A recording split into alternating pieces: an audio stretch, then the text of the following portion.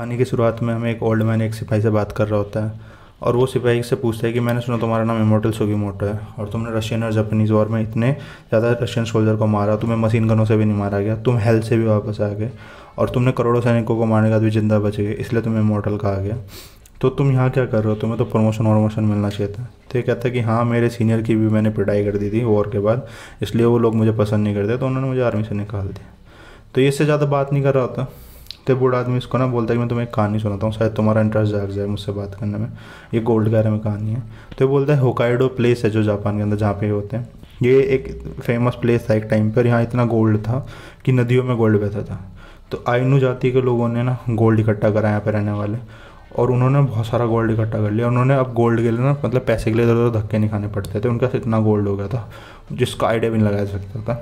पर उन्हीं आइनू लोगों में से एक ने ना अपने साथियों को धोखा देकर सारे साथियों को मार के वो गोल्ड कहीं छुपा दिया।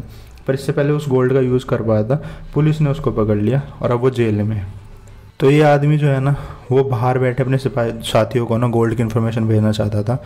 तो इसने कैसे भेजी होगी, तो ये बोलता तू ही बता दे मेरे को, क्या पता। तो ये बताता है कि उसने ना एक स्टाइलिश तरीका निकाला जेल के अंदर रहते हुए भी। उसने जेल के कुछ स्पेशल कैदियों को चूज करा और उनकी बॉडी पे ना कुछ स्पेशल टाइप के टैटू बनाए, जो टैटू सिर्फ एक साथ रखने पे ही गोल्ड का पता लगा सकते थे।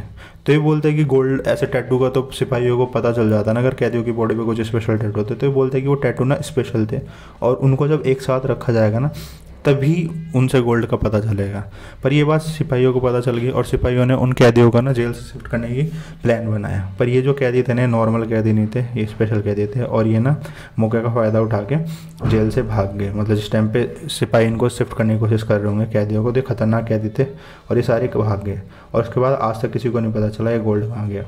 तो सुगीमोटो सोचता है कि ये बूढ़ा आदमी ना मजाक कर रहा है और उसकी बातों पे ध्यान नहीं देता और ये भी जाके इसके पास बैठता है और आग सेकने लग जाता है। अब सुगीमोटो जैसे आग सेक रहा होता है ना, तो आग की वजह से, क्योंकि ठंड से निकल के बाहर आया तो इसकी नींद आ जाती है इसको, और ये एकदम पीछे से आवाज़ सुनता है कि इस बूढ़े आदमी ने ना इस पर गन तान रखी होती है।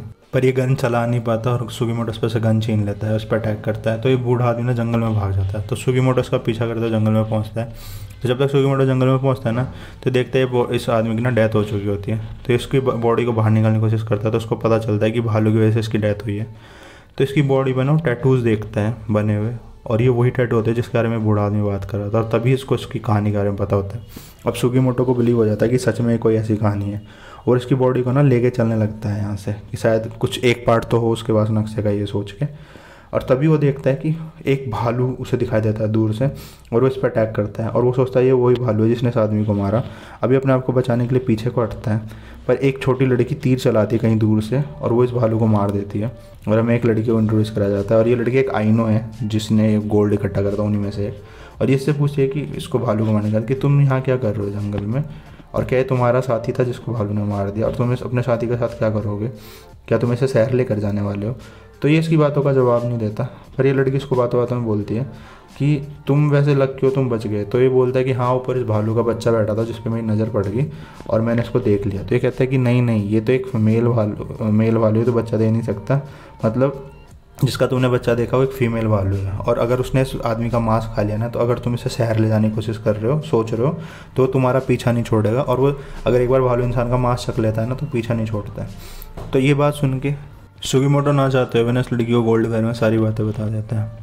तो ये सोचता है कि लड़की इस पर बिलीव नहीं करेगी, पर ये लड़की इस पर बिलीव करती है और कहती है कि चलो मैं तुम्हें एक रास्ता बताती हूँ, हम उस भालू का भी शिकार करेंगे और तुम लकड़ियाँ इकट्ठा करो और हम रात को उस भालू का शिकार करेंगे। अब जब ये लकड़ियाँ इकट्ठा कर रहा होता है ना, तो उसकी बॉडी को आग के पास खींच के ला रहा होता है, डेड बॉडी को। तो ये लड़की इस पर नोटिस करती है, उसको बताती है कि इसकी जो बॉडी है ना, उस पर से स्किन निकालने के लिए बनाई गई स्पेशल।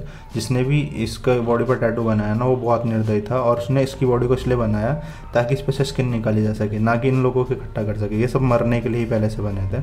अभी लोग बात ही कर रहे होते हैं, तभी वो जो भालू होता है ना, इसका शिकार करने के लिए रेडी हो रहे थे, वो इन पर अटैक कर देते हैं। अभी एक दूसरे को बचाने की कोशिश करते हैं, लड़की दूर खड़ी हो जाती है इस पर तीर चलाने के लिए, पर अंधेरे में चला नहीं पाती। तभी वहाँ एक कहीं से वुल्फ आ जाता है, वाइट वुल्फ, और वो फर्स्ट एपिसोड में नहीं बताया वुल्फ कहाँ से आया, वो भी इन लोगों की हेल्प करता है। जैसे तैसे करके ना इस भालू को मार देते हैं। अभी इस भालू को मार देने के बाद ना, ये जो लड़की होती है उसको बोलती है मेरा नाम असिरफा है, और ये बोलता है मेरा नाम सुगीमोटो है। तो ये बोलती है कि मैं तुम्हें एक बात बताती हूँ, जब ये गोल्ड जो चोरी हुआ और जो आइनो ग्रुप की सज़ा हुई, मौत हुई, उसमें ना मरने वाले मेरे फादर भी हैं। और 5 साल पहले जब उस आदमी ने सारा गोल्ड छुपाया जिसने आइनो लोगों को धोखा दिया, उनमें मेरे फादर भी थे, इसलिए मुझे इस स्टोरी के बारे में पता है।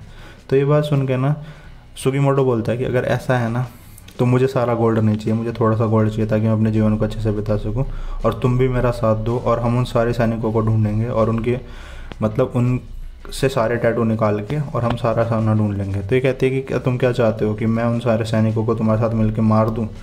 तो ये कहता है कि देख, ये ना बोलती है कि अगर मैं लोगों को मारूंगी तो मैं नर्क में जाऊंगी। तो इस बात को सुन के ना ये उस आदमी के पास जाता है, उसकी स्किन निकालता और बोलता है कि देखो, जिसने तुम्हारे फादर को मारा है ना, वो कहीं ना कहीं जंग आज जेल में है, और एक न एक दिन उस पर से कोई सारी इन्फॉर्मेशन निकलवा ही लेगा सोने की, तो किसी ना किसी को तो सोना मिलना ही है। और तुम अगर नर्क में जाने से इतना डर रही हो और जेल जाने से मतलब लोगों को मारने से, तो चलो मारने का काम मैं संभाल लूँगा, बस तुम मेरी हेल्प करो और जो तुम्हारा टैलेंट है ना उससे मिल के ना हम सारा का सारा खजाना ढूंढ सकते हो।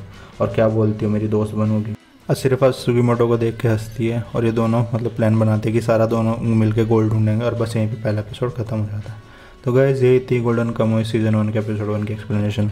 वीडियो अच्छी लगी हो, ऐसी और एक्सप्लेनेशन आप देखना चाहते हो तो प्लीज़ वीडियो को लाइक करें, शेयर करें और चैनल को सब्सक्राइब तो पक्का कर दें।